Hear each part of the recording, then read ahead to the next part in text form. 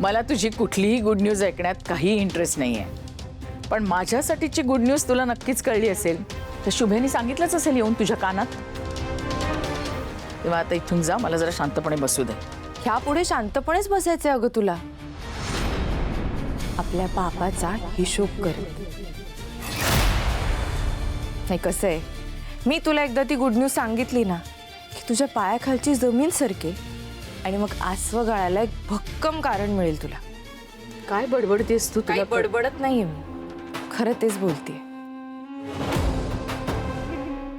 खूप खुश आहे आज मी. जे काय बोलायचं ना ते स्पष्टपणे आणि लवकर बोल.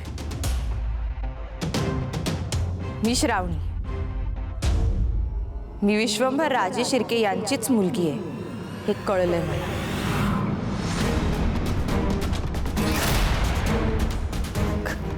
काय? हो अगं, म्हणून तर आत्या म्हणते मी तुला. नाही, इतके दिवस अलखनंदा मॅडम म्हणत होते, पण आता ते तू विसरून जा. रक्ताचं नातं आहे आपलं हे कळलंय आता मला.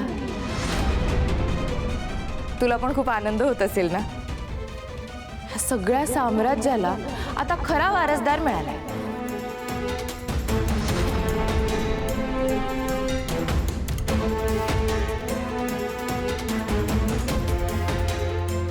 श्रावणी, तुझा मास तर मी उतरवूनच राहीन.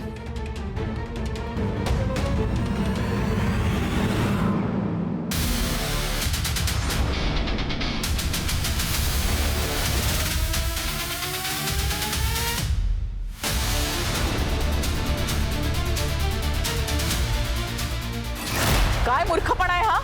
हा, मूर्खपणा? इतके वर्ष तू हा खेळ खेळलीस त्याचं काय?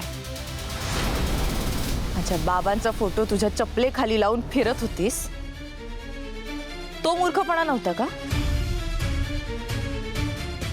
आणि आता मी केला तर मग काय झालं?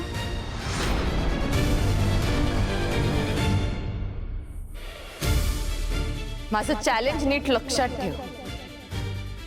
तो दिवस लवकरच येईल जेव्हा तुझा फोटो माझे बाबा त्यांच्या चपलेखाली लावून दिमाखात त्या घरभर फिरतील.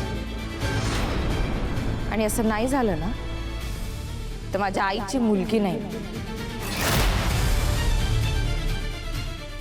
आत्या, दिव्याची वात पेटवणं सोपं असतं, पण ते दिव्याच्या साक्षीने पेटलेला आत्मविश्वास विझवणं कठीण. तुझे दिवस भरलेत आता.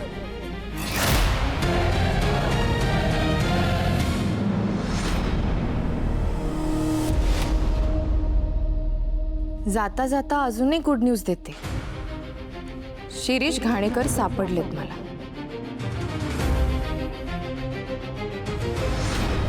आता या पटलावरची एकच राणी, तिचं नाव श्रावणी.